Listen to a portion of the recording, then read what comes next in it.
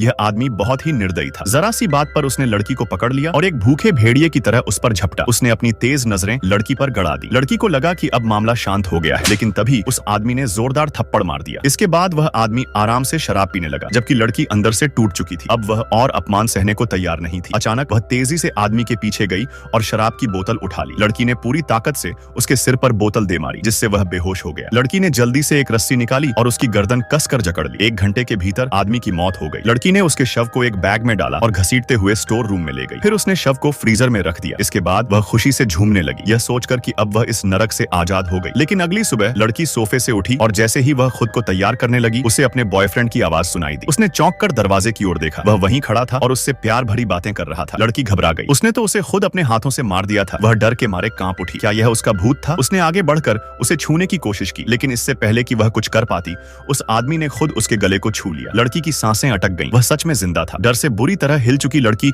Store room में भागी और फ्रीजर खोलकर देखा। शव अब भी वहीं पड़ा था, लेकिन फिर दरवाजे पर खड़े अपने बॉयफ्रेंड को देखकर उसके होश उड़ गए। अगर असली शव यहाँ है तो यह आदमी कौन है? लड़की ने उसे फिर से मारने की योजना बनाई, लेकिन यह सोचकर डर गई कि कहीं वह फिर से जिंदा न हो जाए। इसलिए उसने रात में उसके शव के मांस को काटकर स्वादिष्ट मीट बॉल बना दिए और अगली सुबह उसे खिलाने की कोशिश की। बॉयफ्रेंड ने बड़े चाव से वह मीट बॉल लिया और तारीफ की, लेकिन जैसे ही वह बाहर निकला उसने उसे फेंक दिया। रात को जब वह घर लौटा तो उसने लड़की से कहा, तुम्हारे बनाए मीट बॉल बहुत स्वादिष्ट थे, और लड़की को दिखाने के लिए खाली डिब्बा सौंप दिया। लड़की ने डिब्बा खोलकर देखा और राहत की सांस ली कि उसने सच में खा लिया। लेकिन फिर लड़की को अचानक याद आया कि कुछ महीने पहले वह पहली बार इस आदमी से केक की दुकान में मिली थी। धीरे धीरे वे दोनों प्रेमी बन गए और 6 महीने से साथ रह रहे थे। लेकिन 1 हफ्ते पहले से ही उसका व्यवहार बदल गया था। वह रोज हिंसक हो जाता और लड़की को बेरहमी से पीटता। इसीलिए उसने उसे मारने का फैसला किया था। पर जब वह स्टोर रूम के पास गई तो देखा कि उसका बॉयफ्रेंड वहां खड़ा दरवाजा खोलने की कोशिश कर रहा था। वह घबराई और चिल्लाई, तुम वहां क्या कर रहे हो? बॉयफ्रेंड ने जवाब दिया, अंदर से कोई चीख रहा था। लड़की के पैरों तले जमीन खिसक गई। फिर अचानक एक FBI एजेंट